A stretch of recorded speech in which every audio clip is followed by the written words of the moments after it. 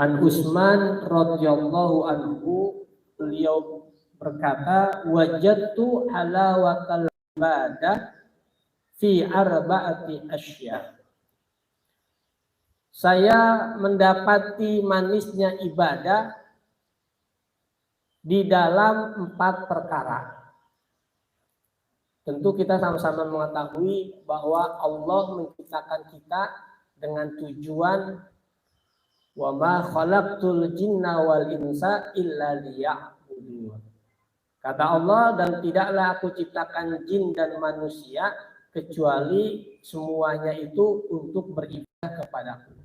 Jadi kita ada di dunia ini, kita dilahirkan dari rahim ibu-ibu kita dengan tujuan semuanya dalam rangka ibadah kepada Allah Subhanahu wa taala. Ibadah itu ada yang hubungannya dengan Allah, ada yang hubungannya dengan manusia. Hubungan yang dengan Allah kita kenal dengan hablum minallah, dan hubungan dengan manusia yang kita kenal dengan hablum minan nas. Ini harus seiring berjalan, nggak bisa cuma salah satu saja. Kita cuma bisa sholat doang, tapi sesama tetangga nggak akur. Tapi sesama dengan sahabat-sahabatnya bermusuhan. Nah, ini juga tidak tepat, karena antara hablum minallah dengan hablum minan nas ini harus sama, harus seimbang. Pernah saya sampaikan sebuah kisah dalam satu riwayat. Ada seorang wanita, Fulanah, seorang wanita ini luar biasa sholat tahajudnya, luar biasa puasa sunnahnya, luar biasa sedekahnya. Tetapi kata sahabat, walakin tu'zi jironaha bilisaniha. Tetapi dia seringkali menyakiti tetangganya dengan lisannya, dengan ucapannya. Apa kata Rasulullah? Ala wahiyya finnar. Maka ketahuilah bahwa wanita tersebut itu nanti tempatnya adalah di neraka.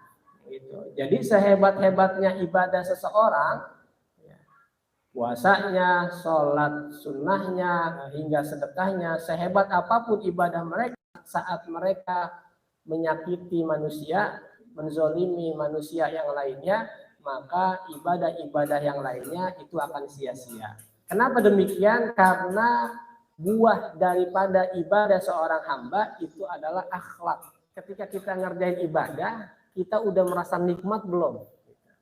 Di sini kata Sayyidina Utsman, wajadtu halawatal ibadah, manisnya ibadah. Gitu. Sejauh ini kita sholat, sejauh ini kita ini puasa Ramadan, sejauh ini kita berzikir, baca Quran dan yang lain-lainnya, itu kita udah menemukan manisnya ibadah belum? Coba dah tanya dalam hati kita. Ya, kita udah ngerasain manis ibadah belum? Maksudnya gimana manisnya ibadah ya? Kalau makanan enak kita rasa ya. Kalau permen barangkali manisan, kalau manis nih enak nih gitu ya. Kalau teh gitu ada gulanya, ada kopinya, manis nih enak, itu berasa. Kalau manisnya ibadah bagaimana? Yang dimaksud dengan manisnya ibadah, maksudnya manis ibadah itu saat kita mengerjakan ibadah tersebut, kita ini mengerjakannya dengan penuh semangat, dengan penuh sukacita, dengan giroh, gitu ya, giroh. Nggak ada ya rasa terbebani atau yang lainnya. Nah, berarti ketika kita mengerjakan ibadah dengan perkara-perkara tersebut dengan penuh semangat, dengan penuh sukacita, tanpa ada beban dan segala macamnya, berarti kita sudah merasakan manisnya ibadah. Sayyidina Utsman mendapati manisnya ibadah yang pertama adalah pada mengerjakan ibadah-ibadah yang Allah wajibkan. Di sini jelaskan yasiruha wa asiruha, baik itu dikala mudah atau dikala sulit. Timbulkan semangat kita, timbulkan kebahagiaan kita dalam rangka kita mengerjakan apa yang diwajibkan oleh Allah Subhanahu wa taala. Dalam sebuah yang ditulis dalam kitab Riyadhus Shalihin, Rasulullah bersabda, la yashba'u mu'minun min khairin illa muntahahul jannah. Kama qala Rasulullah sallallahu alaihi wasallam. Artinya seorang muslim, seorang mukmin itu tidak akan pernah dia merasa puas sampai akhir daripada tempatnya itu adalah surga. Gitu. Jadi kalau udah ngerjain satu ibadah, selesai, dia kerjain ibadah yang lain, dia kerjain kewajiban yang lain, dia kerjain kebaikan-kebaikan yang terus begitu sampai dia itu yakin bahwa tempatnya nanti di hari kiamat itu adalah surga. Nah, yang kedua kata Sayyidina Utsman, fi ijtinabi maharimillah. Ya, Sayyidina Utsman mendapati manisnya ibadah itu dalam perkara-perkara meninggalkan apa yang Allah haramkan. Ya, kan kadang-kadang kalau yang Allah haramkan kadang-kadang itu justru yang enak-enak. Benar nggak? Ya, justru yang enak-enak gitu. Kalau nongkrong gitu, tawaf di mall enak apa kagak tuh? Ya kan? Pacaran, ya kan? Ya, udah ngerasain semua ya. Ya kalau kata kita dulu kan lagi zaman jahiliyahnya begitu, kayaknya tuh enak banget gitu ya. Ketemu dengan orang yang kita sayangi aja itu terasa dunia ini milik berdua. Yang lain tuh kontrak. Kan momen-momen membahagiakan ketemu orang yang kita sayangi. Padahal itulah cara iblis, cara setan menggoda kita. Dulu lagi pacaran ya, begitu perhatian sama kita.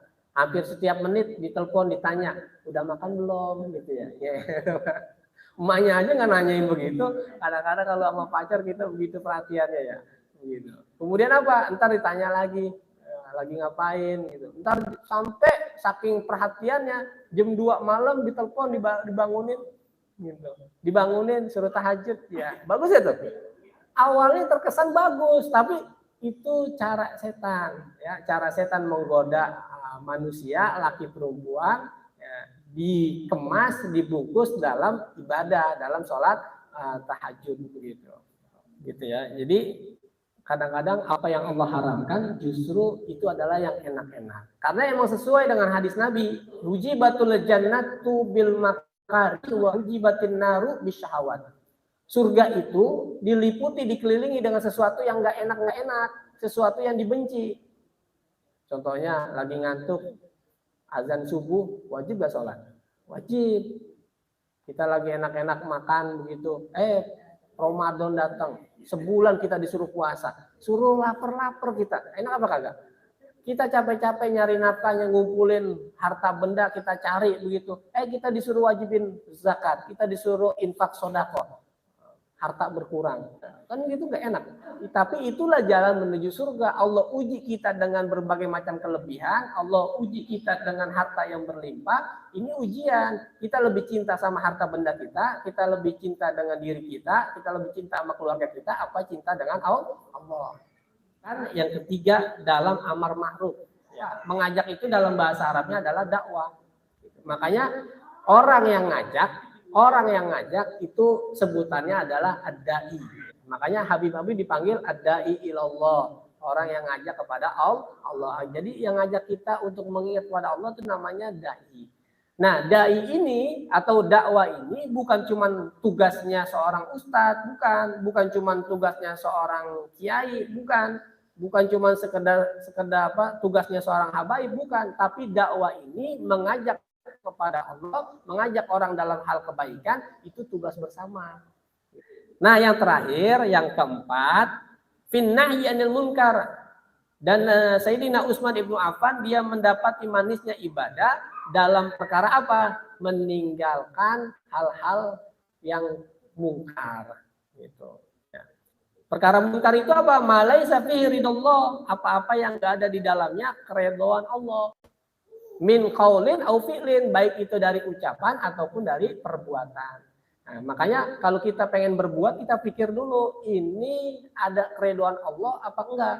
Kalau ada ridhonya Allah, kerjain. Kalau justru mengundang murkanya Allah, tinggalin. Nah, itu yang namanya mungkar. Begitupun juga dengan ucapan. Sebelum kita berucap, kita pikir-pikir dulu. Sekali, 2 kali, bahkan sampai 10 kali, nggak apa-apa. Gitu ya. Ini kalau saya ngomong begini, nyakitin orang apa enggak? Ini kalau kita ngomong begini, Allah ridho apa enggak?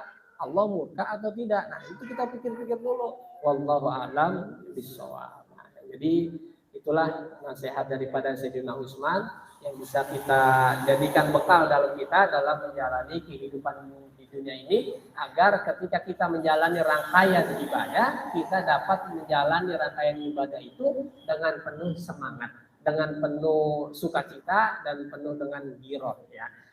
Karena di dunia ini semuanya untuk ibadah ya. Nanti hasilnya baru kita dapat di hari kiamat nanti. Ya, karena hidup sementara semangat aja buat ibadah. Ya, kan saya pernah ajarin ya doanya. Allahumma paksain.